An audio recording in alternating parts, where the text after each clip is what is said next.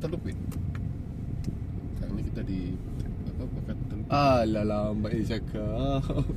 Tak boleh, saya ada kerja besok di Telupit. Jadi hari Khamis baru balik Sandakan. Jam berapa ke sana? Nanti kalau you free lagi ke, boleh lah kita keluar lagi. Oh Om, melanggar. Bukan si Om. Okay, bye. Oh, si Acok. Ada call apa? Ada call sel tiba-tiba. Mimpi kan. Oh, Lizzie pun nak ajak keluar lah. Cik Long, jangan masuk record dulu. Off record. Tak apa. Edol mute suara. You can sikit. Boleh. Bukan aja. No.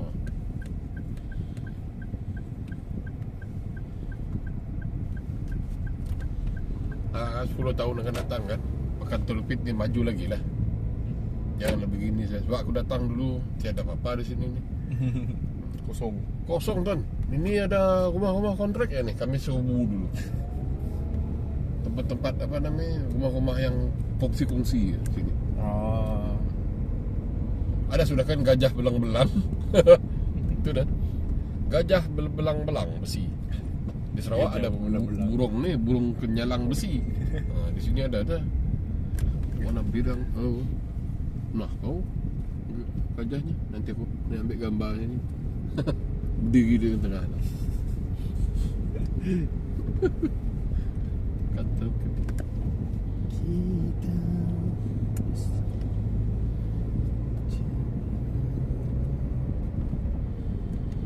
Oh, di sini ada Spimat.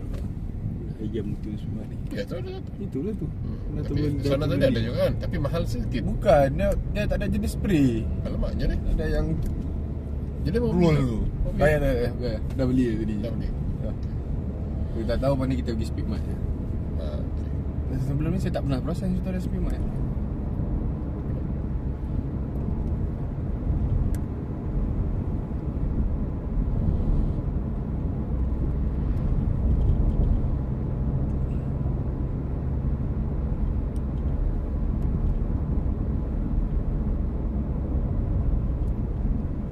Ya, terlepas lagi simpang.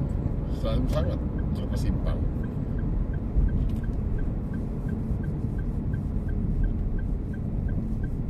Sedikit perhutanan. Boh, sini pun lubang je. Pintu masuk lubang macam mana.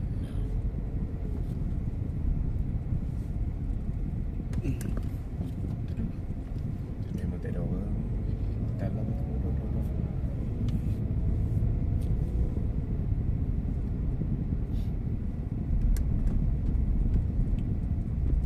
Okey juga sini. Kalau malas-malas mau tu, malas nak turun Sandakan kalau dah lewat begini. Singgah sini, tidur di sini. Tapi itu pun kalau ada kosong lah. Kalau tiada rugi. Tekat minyak terus pulang ke Sandakan.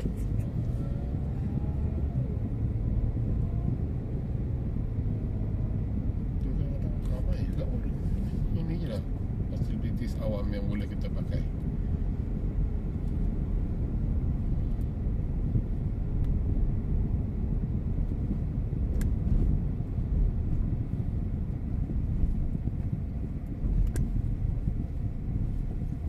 Ambil kunci kan Dan? Ya, dekat Sijab. Tahu Sijab ke dekat ni? Yang receptionist tu.